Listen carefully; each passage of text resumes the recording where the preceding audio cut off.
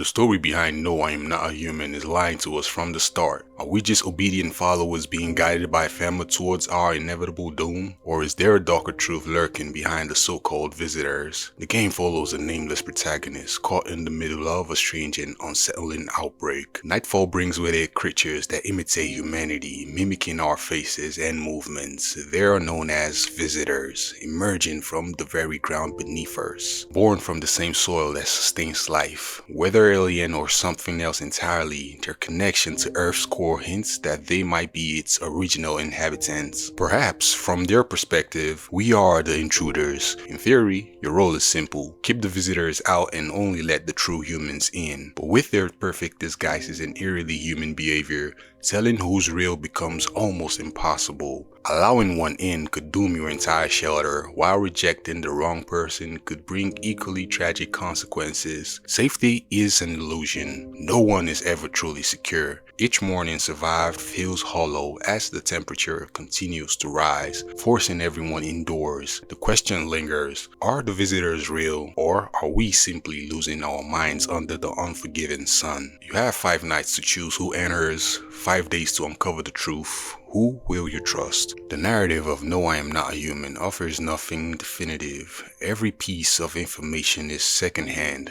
Rumors from media, stories from terrified survivors, and fragments passed from person to person. Like a game of broken telephone, panic spreads as fast as the supposed infection, twisting facts and creating paranoia. With no way to verify what's true, humanity turns on itself. Friends, neighbors, even loved ones all become potential impostors. The old warning, "don't talk to strangers," mutates into something far more dangerous, as fear drives people to kill on suspicion alone. So what do we actually know about the visitors? Each day brings new evidence as FEMA allegedly relocates residents for solar radiation exposure. Are they concealing experiments on the visitors, or suggesting that the increase in heat is the cause of the outbreak itself?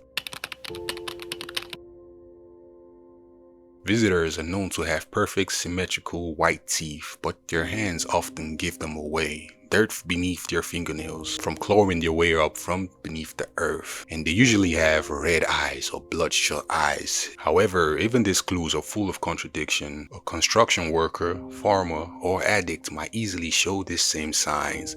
The best example is the grieving widow who arrives carrying her husband's body. Her bloodshot eyes and trembling hands are no sign of deceit, just exhaustion and heartbreak. From a horror perspective, visitors are real, but every clue suggests otherwise. The deeper I look into it, the more it feels like a descent into mass hysteria, perhaps the most terrifying explanation of it all. But 2 central theories emerge throughout No, I'm Not a Human. One comes from a tall man who insists the visitors are nothing more than delusions, symptoms of widespread panic. He points out that the outbreak isn't global, suggesting localized mass psychosis. The other, proposed by a man in a beer-stained shirt, claims the visitors are extraterrestrial beings buried underground, only awakened by Earth's rising temperature. The developer's true intent remains a mystery, but evidence leans towards visitors being imaginary. The concept echoes horror works like the Mandela's Catalog, where human imposters prey on paranoia, a theme that has inspired countless indie horror games such as Alternate Watch, Mimic Search, and Maple Country. Yet, No, I'm Not a Human stands apart because of its oppressive atmosphere and realism. We already know solar flares are hitting the Earth, an eerie reflection of our real-world climate fears. Extreme heat can cause dizziness, confusion, and hallucination. In that state, it is easy to imagine enemies where none exist. Combine that with media-fueled hysteria and suddenly everyone believes in shape-shifting aliens disguised as humans. When paranoia takes hold, the human mind becomes the real monster. Every ending begins the same way, with the player sealing off doors and windows and cutting themselves off from the outside world. Isolation becomes safety. Silence becomes sanity. You can only hope that one day this nightmare fades, though something tells you it is just getting started.